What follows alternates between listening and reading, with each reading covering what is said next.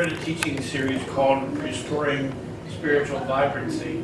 And I put together this little chart that kind of helps you see what we're talking about. So we're talking about going from being a spiritual refugee to a spiritual immigrant to a spiritual citizen.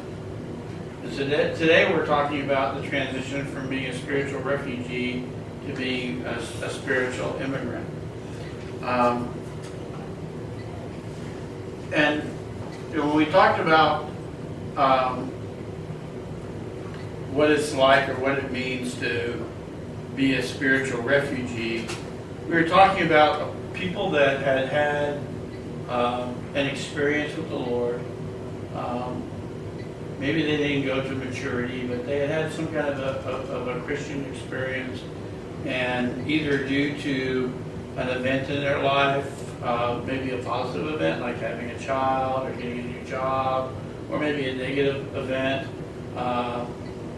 financial trauma, losing a job, whatever it might be, or perhaps something happened inside the community of the church, and the church had a split, or they had a run-in with someone in power in the church for whatever reason, or maybe they just kind of drifted away, but they kind of lost their spiritual vibrancy, and they got to a place where they realized that they were just kind of moving in circles. So they were in like a spiritual desert. They weren't growing. They were dry. They were thirsty, but nothing much was happening in their Christian walk. And so these are the people that we call spiritual refugees. And these people find themselves having a hunger and a thirst for something that's real.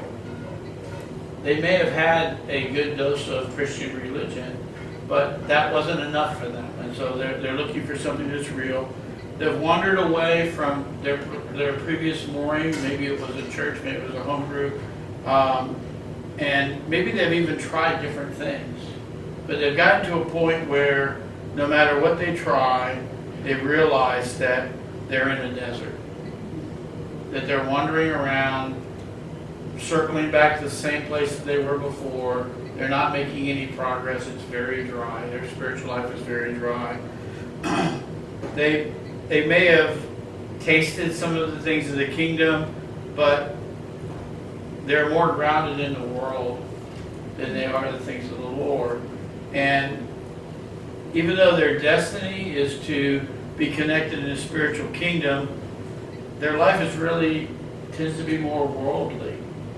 Or it might be filled with religious accomplishments, but those religious accomplishments are about things on the earth.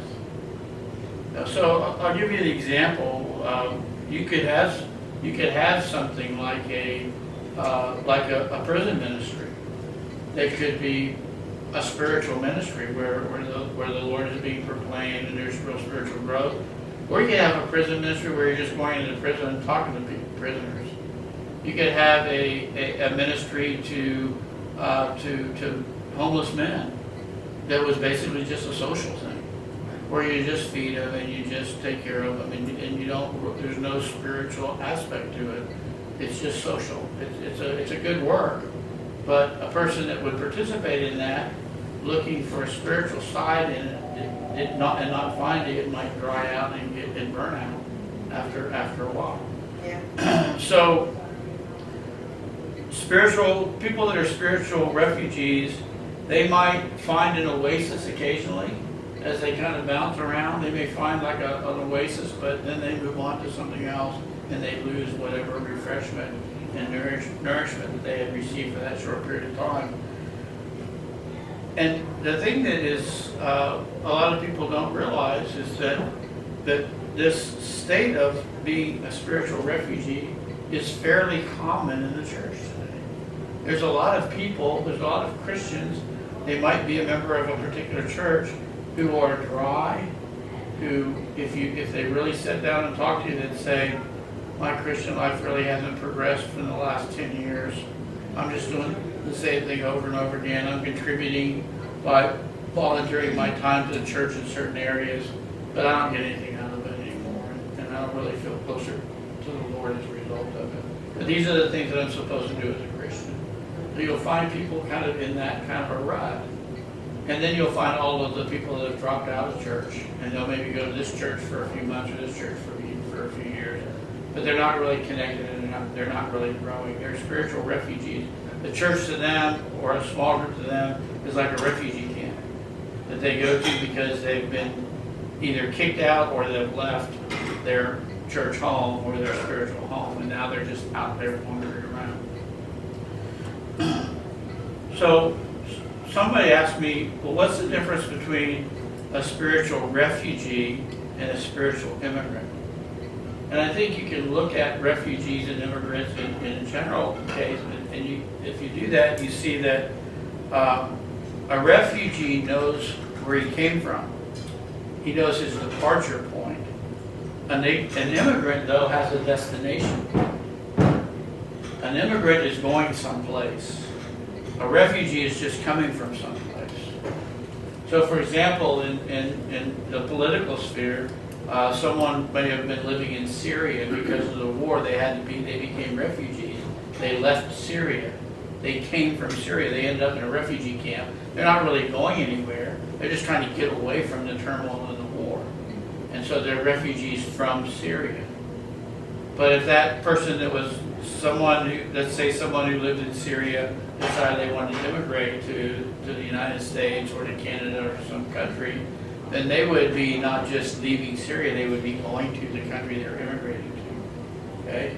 So it's one way of looking at the difference, and spiritually, it really turns out to be true, because a spiritual refugee is someone who's left a place that they consider to be their spiritual home. Maybe they got saved at a campus crusade ministry, or maybe it was an evangelical outreach from a particular church.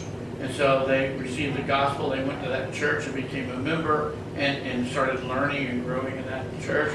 And then something happened and they became a refugee.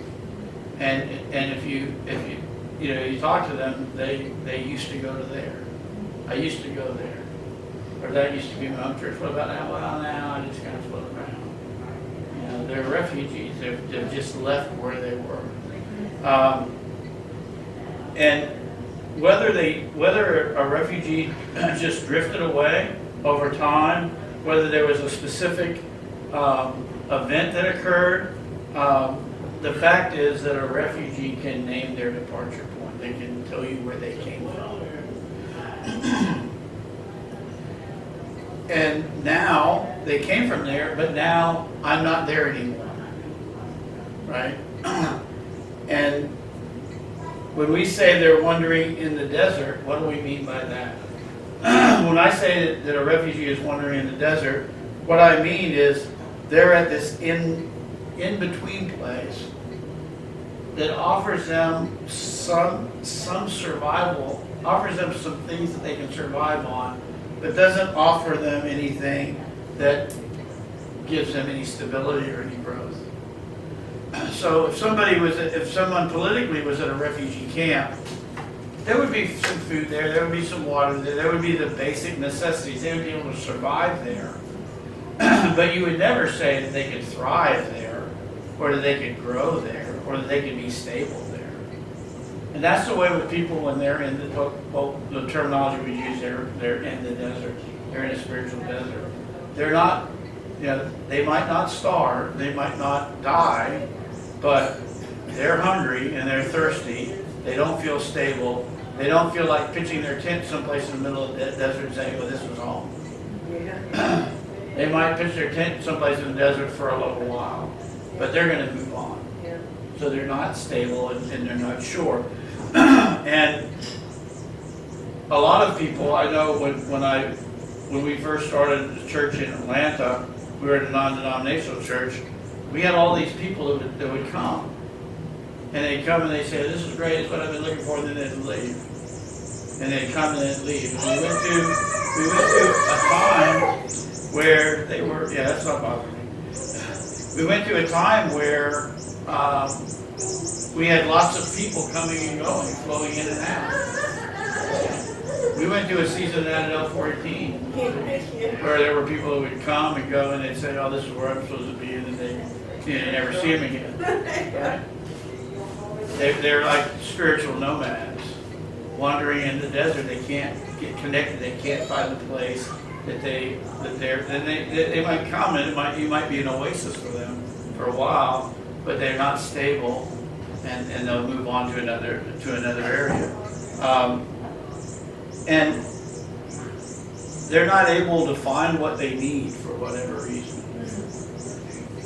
They may not be able to articulate what they need, but they're not able to find what they need, and hopefully they still have some hope that someday they'll arrive at a place where they can settle it. So why is this so hard for people? We talked some last time about spiritual refugees and how they move around and they may not land, but I want you to consider what I said before, where a spiritual refugee knows where they came from, but in order to become a spiritual immigrant, they need to know where they're going to. So let's look at that for a minute. And when you look at it, you'll see why. I'm going to help you see why this is so hard for people in this situation.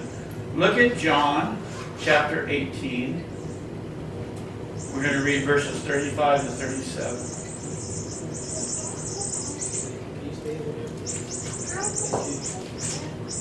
John 18, what? John 18, verses 35 through 37.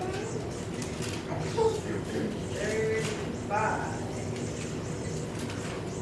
Pilate answered, "Am I a Jew? Your own nation and the chief priests have delivered you to me. What have you done?" Jesus answered, "My kingdom is not of this world. If my kingdom were of this world, my servants would fight, so that I should not be delivered into the Jews. But now my kingdom is not from here." Pilate therefore said to him, "Are you a king then?" Jesus answered, "You say rightly that I am a king. For this because I was born, and for this cause I have come into the world, that I should bear witness to the truth. Everyone who is of the truth hears my voice." So, you're a person, you become a Christian. Jesus has saved you from your sins. You learn some good songs. You learn some good scripture verses. And then you see a passage like this, and you find out that your destination isn't any place on earth. Which for a lot of people is quite a jolt.